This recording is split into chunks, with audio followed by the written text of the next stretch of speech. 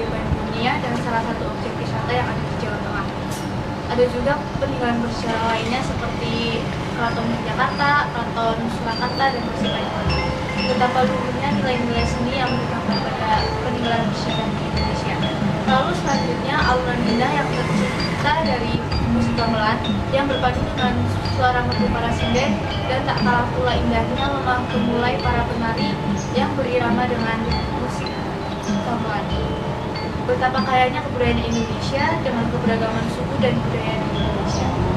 Tak pernah luput pula dari sorotan dunia keindahan alam yang terpancar di Indonesia dari Sabang sampai Merauke seperti pantai, ada pantai Kute, pantai Parangtritis, pantai Jatimala, pantai Ayah, dan masih banyak lagi. Ada pula pemandangan indah seperti air terjun, pegunungan, perbukitan, pesawahan, dan lain-lainnya. Betapa mempesonanya keindahan alam di Indonesia yang membuat mata terbelalak dan berdecak jantung. Namun apalah arti semua itu jika hanya menjadi wacana belaka, apalah arti semua itu jika pemudanya justru larut dalam kebudayaan asing. Bolehlah kita berwawasan kebudayaan asing, asal kita jangan meninggalkan kebudayaan Indonesia kita sendiri. Lantas, apakah kita akan melupakan kebudayaan kita sendiri? Kebudayaan telah membawa kita pada persatuan dan kesatuan. Manakah janji para pemuda yang selalu terngiang dalam ingatan? Sungguh klise, inikah ironi dibalik kisah Jawa? Tidakkah kita malu pada orang-orang asing yang berbondong-bondong datang ke Indonesia hanya untuk menelaah bahasa dan budaya Jawa? Tidakkah kita khawatir apabila justru orang-orang asing yang lebih menguasai kebudayaan Jawa? Di masyarakat kita saat ini, para ibu muda lebih mengajarkan anaknya dengan menggunakan bahasa Indonesia, bukan bahasa Jawa, bahasa leluhurnya. Bahkan mereka mengikutsertakan anak-anaknya dalam khusus bahasa Inggris. Wahai para pemuda, kuasailah bahasa dan kebudayaanmu sendiri. Tunjukkan pada dunia akan kekayaan bangsamu. Kita akan mencari tahu fakta dalam masyarakat bagaimana penggunaan bahasa Jawa di kehidupan sehari-hari.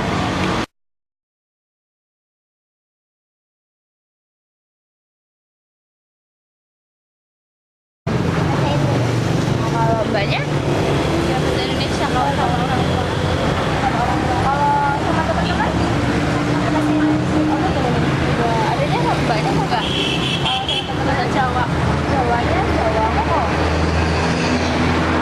Kenapa sih kalau di rumah tuh nggak bakal pakai Jawa aja? Soalnya kalau menurut aku nek sama orang tua pakai bahasa Indonesia itu lebih gampang ya komunikasinya. Adiknya bilang nggak pakai bahasa Indonesia kalau ya dia sering ya apa dia sering pakai bahasa Indonesia kalau ngomong kan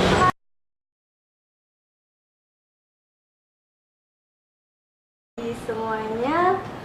Pada kesempatan pagi yang cukup cerah ini kita akan sedikit berbincang dengan seorang pakar bahasa Jawa, yaitu Bapak Yuli Widiono, Magister Pendidikan. Beliau adalah seorang kepala prodi jurusan bahasa Jawa. Beliau ini akan sedikit membantu kita untuk menerangkan atau menjelaskan bagaimana perkembangan bahasa Jawa saat ini. Indikasi perkembangan penggunaan bahasa Jawa di masyarakat Jawa yang semakin lama itu menurun, baik dari segi kuantitas, yaitu dari segi penuturnya yang semakin berkurang, maupun dari segi kualitas, yaitu dari penggunaannya yang kurang baik, dan orang Jawa itu lebih banyak menggunakan bahasa Jawa, Ngoko, ataupun bahasa Indonesia dan bahasa yang lainnya. Pada kesempatan kali ini saya tidak sendiri, saya ditemani oleh rekan saya, Siti Fatona. Pada kesempatan kali ini kalian berdua akan sedikit berbincang dengan Bapak Yuli Widiono ini. Langsung saja kita mewawancarai Bapak Yuli Widiono MPD. Menurut Bapak ini ya, melihat kenyataan pada masyarakat Jawa saat ini ya Pak, menurut Bapak itu bagaimana sih cara penggunaan bahasa Jawa yang baik dan benar. Kenyataannya di masyarakat Jawa ini sekarang untuk penggunaan bahasa Jawanya itu semakin lama semakin berkurang, yaitu untuk terutama bahasa Jawa Krama Inggil ya Pak, mereka itu lebih banyak menggunakan bahasa Jawa yang loko daripada bahasa Jawa Krama Inggil, lalu malah justru mungkin lebih banyak bahasa Indonesia. Ya, bagaimana menurut Bapak? Jadi begini ya Mbak ya, terkait dengan perkembangan bahasa Jawa, bahasa Jawa itu kan bisa dikatakan itu penutur terbesar ya di Indonesia. Itu bahasa Jawa itu penuturnya paling banyak ya, bahkan sampai dengan di luar negeri itu pun seperti di Suriname itu masih ada masyarakat yang menggunakan untuk komunikasinya menggunakan bahasa Jawa. Ketika saya mengikuti pelatihan dulu di Yogyakarta itu di Rumah Adat Nembe itu ada masyarakat dari Suriname itu belajar bahasa Jawa terkait dengan Pranata. Nah, melihat kondisi seperti itu harusnya kita bangga dengan kedudukan bahasa Jawa. Ternyata banyak orang asing itu masih dan minat ya belajar bahasa Jawa. Tapi ya ada keterbalikan dengan kondisi masyarakat sekarang ini begitu ya.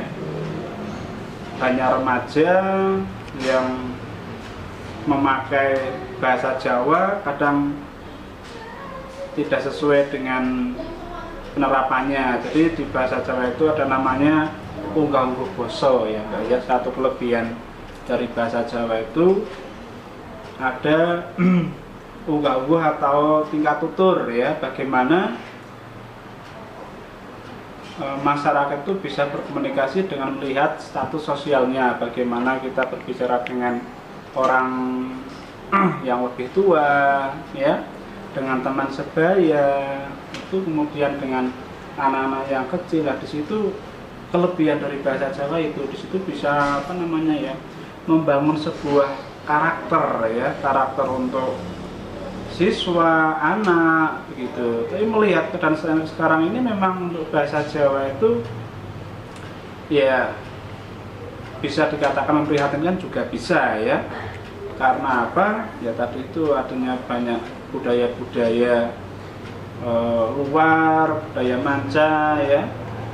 Kemudian budaya populer yang sekarang sudah merambah sampai di masyarakat ya, di desa juga. Nah, itu menjadi tantangan betul ya untuk para ya pemerhati bahasa gitu. Jadi kondisi sekarang bisa dikatakan seperti itu ya. Jadi begitu ya Pak. Jadi kita lebih tahu ya bagaimana perkembangan bahasa Jawa saat ini dari tadi penerangan Bapak Yuli Widiana MD. Sepertinya kan saya Siti Fano sudah tidak sabar untuk bertanya kepada Pak Yuli. Silakan Pak Siti Fano. Ya, begini ya Pak, saya kan selaku seorang mahasiswa itu sering mengamati anak-anak zaman sekarang itu jarang sekali menggunakan bahasa Krama Inggil kepada kedua orang tuanya. Bahkan kepada teman-temannya pun mereka jarang menggunakan bahasa Jawa. Mereka lebih senang menggunakan bahasa Indonesia, bahasa Inggris, bahkan bahasa gaul seperti Mas Bulo, biasa aja, keles, dan lain sebagainya. Tidak hanya sekedar itu, orang tua pun lebih bangga ketika anaknya bisa berbahasa Inggris daripada bahasa Jawa. Mereka selaku orang tua rela mengeluarkan uang yang cukup besar untuk menyekolahkan anak-anaknya di sekolah khusus bahasa Inggris. Dengan realitas seperti ini, bagaimana sih tanggapan Bapak selaku dosen bahasa Jawa? Iya. Saya sebenarnya mengapresiasi bagus Mbak ya untuk mahasiswa atau anak yang ingin belajar bahasa Inggris. Karena apa? Perkembangan sekarang, teknologi sekarang itu ya, kita melihat di luar sana begitu ya, sepertinya tidak ada sekat atau batas begitu ya, dalam waktu sekian menit kita bisa melihat tentang perkembangan dunia begitu ya. Jadi memang tidak salah ketika mahasiswa atau anak itu belajar bahasa Inggris begitu ya. Tapi jangan lupa ya, ketika belajar bahasa Inggris itu bukan terus tadi itu Mbak ya, iya, melupakan tradisi bahasa yang ada atau bahasa ibu begitu ya. ketika memakai belajar bahasa Inggris, tunjukkanlah pada dunia, ini loh saya orang Indonesia, gitu ya. Artinya ketika bergaul dengan orang luar negeri, bisa menceritakan apa yang ada di Indonesia, begitu, bahwa Indonesia itu tidak kampungan atau dan sebagainya. Jadi saya mengapresiasi untuk mahasiswa atau siswa yang ingin belajar bahasa Inggris, karena memang itu tuntutan global ya, tuntutan internasional. Dan tapi jangan lupa tadi itu bahasa ibu, bahasa daerah itu harus ditanamkan ya sejak dini, agar apa? Bahwa bahasa itu menunjukkan identitas bangsa. Jadi begitu ya. Orang tua pun kadang sekarang memang seperti itu ya. Contohnya di perumahan saja kalau kita lihat, ya kan, anak kecil itu sudah berbicara menggunakan bahasa Indonesia, dan orang tua pun ya, lalu bapaknya ora iso, arep ngajari apa begitu ya. Nah itu menjadi salah satu faktor penyebab juga ya kenapa anak-anak atau siswa, mahasiswa itu penguasaan terhadap bahasa Jawa itu kurang. Salah satu prinsip ya. Jadi ketika belajar ya bahasa, untuk bahasa Jawa, bahasa Indonesia, kalau bisa belajar bahasa Indonesia pun tidak akan diajarkan, nanti akan bisa ya. Tapi khusus untuk komunikasi. Tapi bahasa Jawa kalau bisa dari kecil, dari rumah itu sudah diajarkan menggunakan bahasa Jawa, karena secara natural, alami nanti dia akan tahu tentang bahasa Indonesia gitu. Jadi itu ya terkait dengan masalah apa namanya kedudukan bahasa Jawa ya. Bahasa menunjukkan identitas bangsa, nah itu yang menjadi perhatian. Dan kelebihan dari bangsa Indonesia itu memiliki satu bahasa ibu ya. Nah, bahasa ibunya orang Jawa ya bahasa Jawa ya. Nah, bahasa ibunya orang Batak ya bahasa Batak ya. Bahasa ibunya orang Timor, nah, orang Timor itu NTT sana ya, bahasanya bahasa Dawan ya.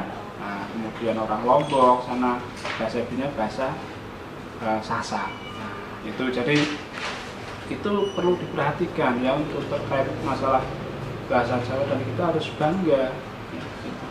Orang luar negeri sekarang malah banyak yang berminat belajar bahasa Jawa.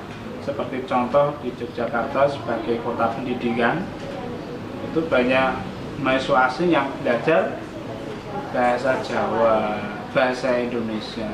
Ada lembaga-lembaga di universitas di Jogja yang besar-besar itu yang menyediakan Pak untuk bahasa Jawa ya. Terus kemudian universitas swasta yang ada di Yogyakarta itu dia mengenalkan tentang budaya, seni lah. Itu kadang kita hanya bangga saja ya, bangga tetapi tidak apa namanya maksimal upaya untuk tetap melestarikan, mencintai itu dengan melihat kondisi sekarang kayaknya minim ya. Seperti itu. Jadi untuk kesimpulannya yang barusan itu kita boleh mempelajari bahasa asing, tapi kita jangan sampai melupakan bahasa kita sendiri, dan kita harus tetap mempelajari dan mengembangkan bahasa kita sendiri. Sebenarnya masih ada lagi yang mau ditanyakan oleh Mbak Stephana? Iya, tadi kan Pak Yulia sudah menjelaskan bahwa kedua orang tua itu sangat berperan aktif untuk mengajarkan bahasa Jawa kepada anak-anak mereka. Tetapi satuan pendidikan pun berperan aktif untuk mengajarkan anak-anak remaja dalam penggunaan bahasa Jawa. Tetapi pemerintah memberikan wacana bahwa kurikulum bahasa Jawa akan dihapuskan. Bagaimana pendapat Bapak Yulia selaku dosen bahasa Jawa mengenai wacana pemerintah yang akan menghapuskan kurikulum bahasa Jawa? Terima kasih ya. Ini menjadi suatu pengetahuan yang awam mungkin ya untuk masyarakat, bahwa di kurikulum 2013 yang sudah dilaksanakan untuk tahun akademik sekarang, tapi masih beberapa sekolah yang ditunjuk, dan tahun ajaran 2014-2015 serentak akan dilaksanakan. Tetapi pengetahuan atau masyarakat banyak yang memahami bahwa bahasa Jawa itu dihilangkan atau dihapuskan. Jadi itu harus yang kami rubah ya. Artinya persepsi masyarakat terkait dengan perkembangan bahasa Jawa itu harus kami rubah ya. Salah satu upaya itu kami selalu menyelenggarakan ya kegiatan ilmiah terkait dengan sosialisasi ataupun menghadirkan pakar ya, kemudian dari pemerintah selaku pemangku kebijakan, kemudian seperti dinas provinsi itu kan dia punya wewenang ya mengetahui tentang kebutuhan bahasa Jawa, dan sepertinya persepsi itu keliru ya.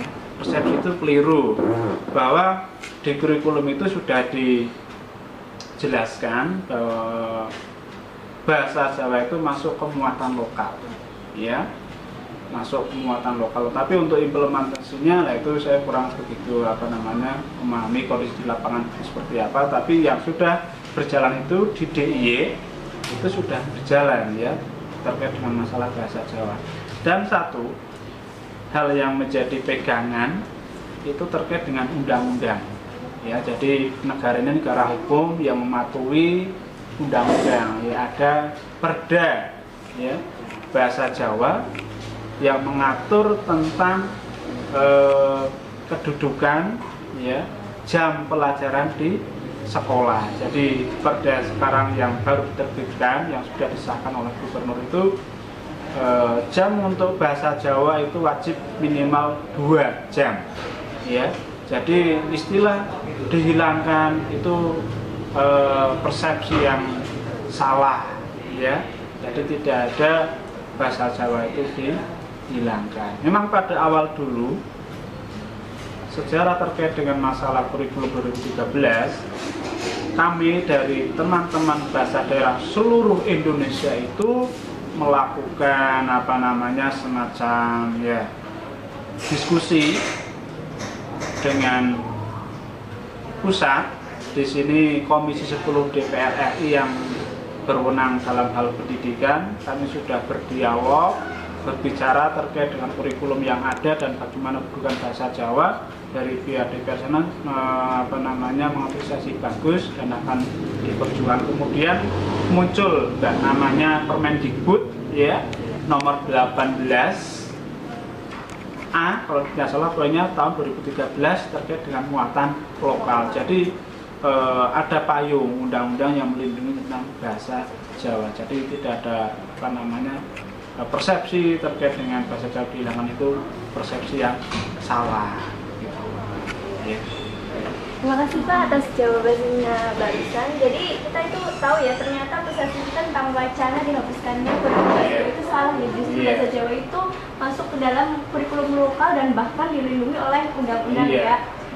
Terakhir Pak, apa sih saran Bapak untuk para penerus ya generasi muda, jadi agar mereka itu lebih minat dan lebih melestarikan budaya Jawa yang pada kenyataannya mereka itu justru lebih sering menggunakan bahasa Indonesia ataupun bahasa gaul, bahasa Indonesia dan bahasa lainnya, itu bagaimana sih Pak? Iya, jadi terkait dengan pemakaian bahasa, entah itu bahasa gaul, bahasa Inggris, karena bahasa itu merupakan bagian dari alat ya untuk menyampaikan ide gagasannya, jadi tidak masalah ya, itu bagian dari proses kreatif dari para penasihat. Tetapi jangan dilupakan ya, kami, Anda yang di sini itu orang Jawa, jadi jangan sampai hilang ya, seperti ungkapan wong Jawa hilang Jawane ya. Di situ Mbak, bahasa Jawa itu banyak sekali nilai-nilai ungkapan Jawa yang bisa untuk menanamkan budi pekerti luhur ya. Ya. Itu banyak sekali ungkapan bahasa Jawa yang mengandung nilai-nilai luhur, nilai-nilai budi pekerti, sehingga kalau dioncai istilahnya, kalau bahasa Jawa itu kalau dikaji itu nilainya sangat luar biasa ya, seperti naskah-naskah Jawa kuno itu ya, itu banyak sekali mengandung nilai-nilai ajaran, tata nilai etika begitu ya. bagaimana kita berkomunikasi secara santun ya, ramah ya, itu jadi jangan sekali-kali ya meninggalkan bahasa Jawa. Jadi begitu pada generasi muda, belajarlah dengan giat ya, seperti kita harus mencari atau cita-cita kejar ilmu sampai ke negeri Cina, tetapi identitas kita sebagai masyarakat Jawa itu jangan sampai dihilangkan. Identitas kita sebagai warga negara Indonesia itu jangan dilupakan, dan budaya-budaya asing yang masuk ke dalam sini Indonesia itu ya harus kita saring dengan baik ya, terus jangan apa-apa harus diterima ini itu ya. Pakaiannya, model rambutnya yang tadinya hitam jadi merah itu kan menjadikan suatu tantangan yang berat gitu ya. Nah itu banyak sekali mungkin budaya populer yang sudah Anda temukan di sini. Jadi itu pesan saya pada generasi muda itu, Anda sebagai masyarakat Jawa ojo nganti wong Jawa ilang Jawa nih. Mungkin begitu Mbak ya. Terima kasih ya Pak atas jawabannya. Tentunya sangat bermanfaat bagi kita semua ya. Jadi untuk kesimpulannya, kita itu boleh saja belajar bahasa asing untuk alat komunikasi ya, karena tuntutan zaman tentunya. Namun kita juga tidak boleh melupakan bahasa kita sendiri, yaitu bahasa Jawa, terutama untuk para generasi muda, karena di dalam bahasa Jawa itu sendiri mengandung banyak nilai-nilai luhur ya Pak, ajaran budi pekerti. Lalu untuk apa sih ya? Untuk selanjutnya itu bahasa Jawa itu harus dikembangkan dan dilestarikan, jangan sampai orang-orang luar negeri, orang-orang asing malah justru lebih bisa bahasa Jawa daripada kita sendiri ya. Untuk para generasi penerus bangsa lebih mempelajari bahasa Jawa agar tadi ungkapan Bapak agar tidak ada ungkapan orang Jawa hilang Jawanya ya. Ya, terima kasih, demikian dialog interaktif dengan Bapak Yuli Widiono kali ini. Selamat pagi, sampai jumpa untuk kesempatan berikutnya.